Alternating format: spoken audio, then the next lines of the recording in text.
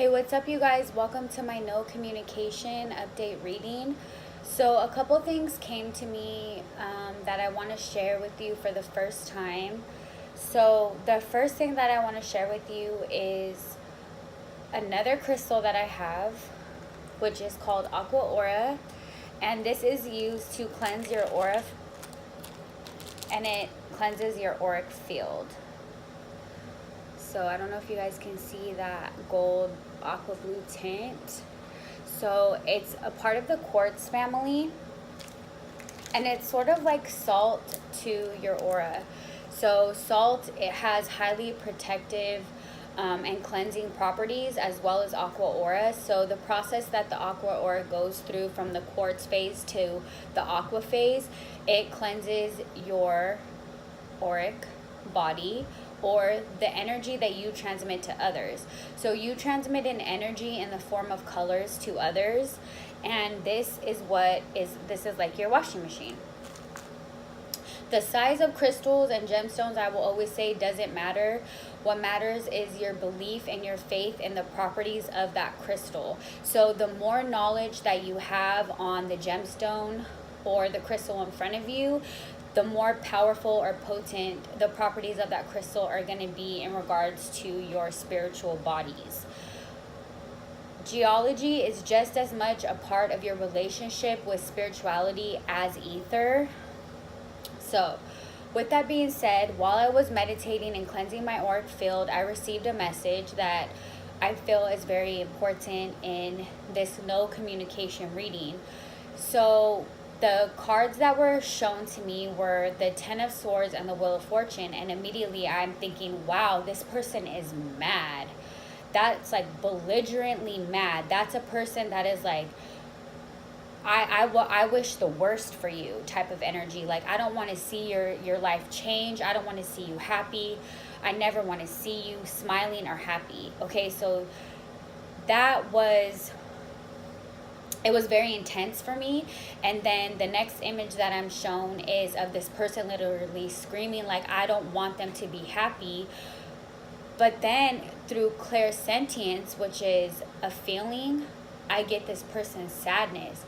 So it's not that they're a bad or evil person, but they're obstructing the karmic justice of, I believe it to be their twin flame, because they are heartbroken and they do not want to see this person with anyone else. And I do believe that there has been some sort of shift in something where one of the other parties or people involved doesn't know who they are yet. So with that being said, I was called upon to give a message on how to heal your auric field with the heart space if you don't meditate with crystals. I know they can be expensive. That's why I always say it's not the size of the ship, it's the motion in the ocean. All that matters is your belief in the properties of what's in front of you, if that makes sense. So there is a moment when you have to come to terms with your heart space, and it's difficult for a lot of people because at first it's really ugly. You have to realize how ugly you have been. I had to light some incense in the room because the energy got funky as I was clearing my own heart out with a whole bunch of crap. And then I just asked myself those tough questions so I can heal my heart space. What do I like about this person?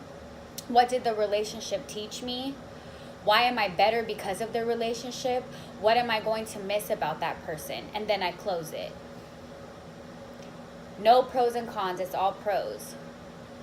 And when you're able to, in an essence, have rose-colored glasses on sometimes, and the more optimistic you are sometimes in regards to relationships that have weathered their course or possibly are going through some sort of transitionary phase of deciding the relationship you really want to have with each other, meaning maybe we were lovers but we make better friends, or maybe we're friends but let's try being lovers, or maybe you're reconciling from, you were married and you got divorced and maybe you want to get remarried, or maybe you were together, you broke up, you want to get back together. You have to be optimistic. in all of those cases. It doesn't matter if you were great and now you're going low, or if you were low now you're going great. Optimism is key, but you can't be optimistic if you throw cons into the picture, right? Or cons into the conversation. No. Just ask yourself those 4 positive questions. If you need to write it down, write it down. And then you just meditate on it. And then every single time you see that person, regardless of the initial feelings changing, that person is still a meaningful person to you. And that's very important, because I have been seeing a lot of videos and things where there's like a lot of hate that's being put on karmic situations. And I'm telling you right now, no matter the relationship, whether it be minor or major, relationships are still beautiful. It's everything and all that we have. It's the relationship we have with ourselves, the relationship that we have with each other. There shouldn't be any negative feelings, because nobody is perfect at the end of the day. So with that being said, let's get into a short little no communication reading. Thank you so much for letting me read for you. Where are they at? Alright, so we have the Knight of Wands energy. So there is some sort of departure that's going to take place. There's some sort of movement that's going to take place. This person could possibly be in between locations. They're probably really busy. I'm going to go ahead and just get one clarifying card for where they're at. What is this Knight of Wands energy? Alright. Yeah, so with the 8 of Cups, they're moving on. So this person is moving on.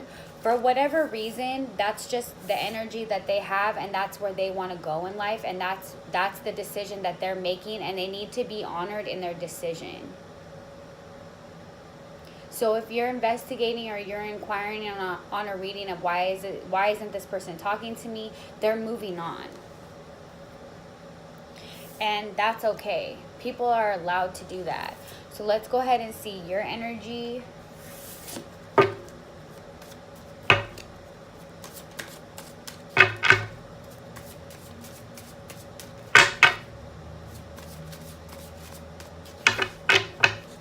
What's your energy?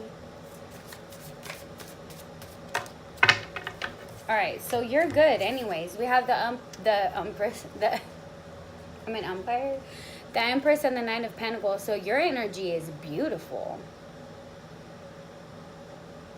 So I'm feeling like maybe they're beginning to get it and understand, they're moving on, or they're moving past some sort of hurt.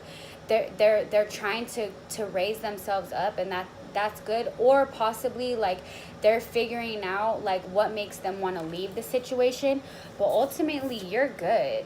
You're happy, you're fulfilled, you're creating something, or you're in a creative gestation. You know, you're not worried about it at the end of the day, and I think that that's a beautiful thing. Alright, so I hope you enjoyed this snippet of a reading. Please like, comment, or subscribe to my channel. Thank you so much, you guys, and have a good day.